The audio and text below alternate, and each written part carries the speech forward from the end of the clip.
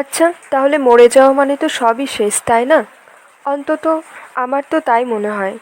আর যেভাবে মেয়েটাকে মারা হলো, অবশ্য যতটুকু আমাদের ক্ষমতা আছে আমরা আন্দোলন প্রতিবাদ করে যাব। স্বাগতা কথাগুলো বলে কিছুক্ষণ জানলার দিকে তাকিয়ে থাকলো।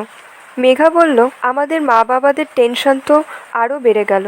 সবাই ভয়ে ভয়ে আছে। আগে তো যখন নাইট ডিউটি পড়তো, হাসপাতালে পৌঁছে বাড়িতে জানিয়ে দিলে বাড়ির লোক নিশ্চিন্ত হতে পারতো। এখন তো সেটাও হবে না। মা তো সবসময় চিন্তা করবে। স্বাগতা বলল, আচ্ছা, একটা মেয়ে চিৎকার করলো আর কেউ সেটা শুনতে পেল না? কি আশ্চর্য, তাই না? স্বাগতা, মেঘা এবং ওদের মতো আরও অনেকের মনের অবস্থা এখন একই রকম।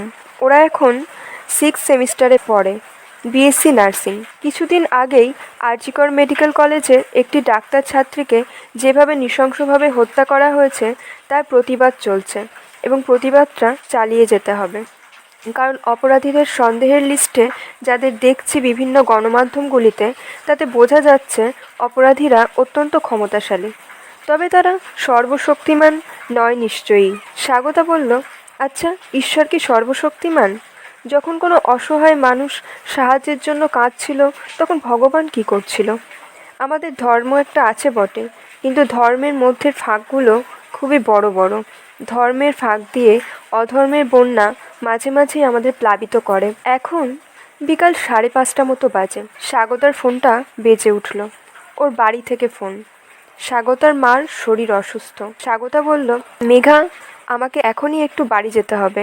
আচ্ছা, 6টার ট্রেনটা এখন বেরোলে পেয়ে যাব বল?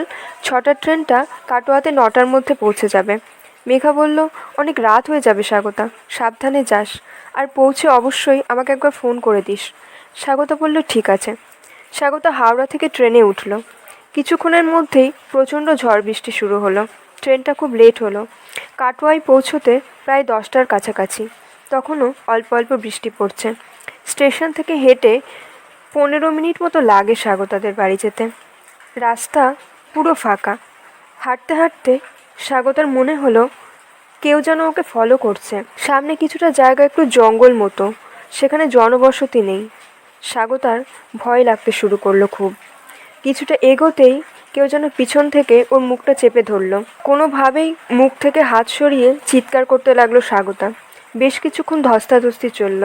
স্বাগতা কোনোভাবেই লোকটার হাত থেকে বেরোতে পারলো না।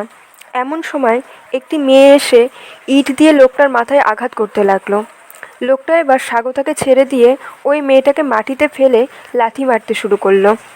মেয়েটার কোলে একটা ছোট্ট বাচ্চা। স্বাগতা পাশ থেকে একটা গাছের ডাল জোগাড় করে লোকটাকে পেটাতে শুরু করলো। লোকটা এবার পালিয়ে গেল। স্বাগতা মেয়েটার কাছে গিয়ে দেখলো মেয়েটি তখন ভীষণ অসুস্থ হয়ে পড়েছে। মনে হচ্ছে মাস 2 আগেই মেয়েটার বাচ্চা হয়েছে। সেলাইয়ের জায়গাটা দিয়ে রক্ত পড়তে শুরু করেছে। স্বাগতা আশেপাশে বন্ধুদেরকে ফোন করলো। কিছু সময়ের মধ্যেই তারা এসে মেয়েটাকে হাসপাতালে ভর্তি করলো। স্বাগতা মেয়েটির সাথে রাতে হাসপাতালেই থাকলো। সকালে ও বাড়ি ফিরল। এখন ওর মায়ের শরীরের অবস্থা একটু ভালো। ওর বাড়ির লোক জানতো না যে ও রাতেই বাড়ি ফিরে আসার জন্য ট্রেনে উঠে পড়বে। তারা ভেবেছিল ও হয়তো সকালে বাড়ি ফিরবে। স্বাগতার মুখে রাতের অভিজ্ঞতা শুনে সবাই স্তম্ভিত হলো।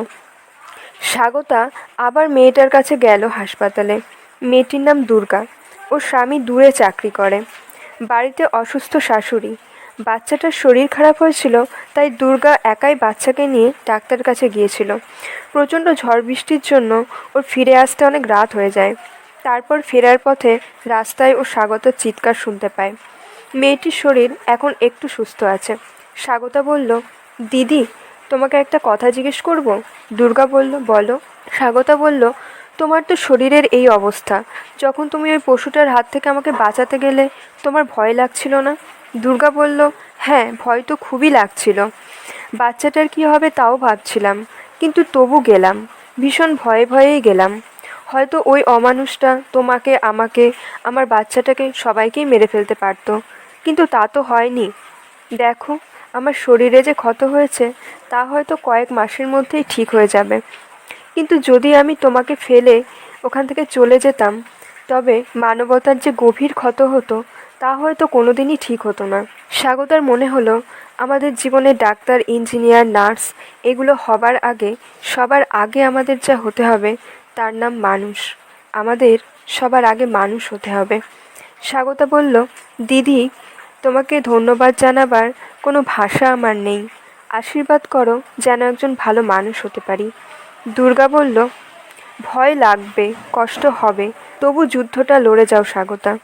জীবনে এমন অনেক পরিস্থিতি আসবে যেখানে লোভ থাকবে, ভয় থাকবে, তবু যুদ্ধটা লড়ো। বিবেক অবলম্বন করে যুদ্ধটা তবু লড়ে যাও।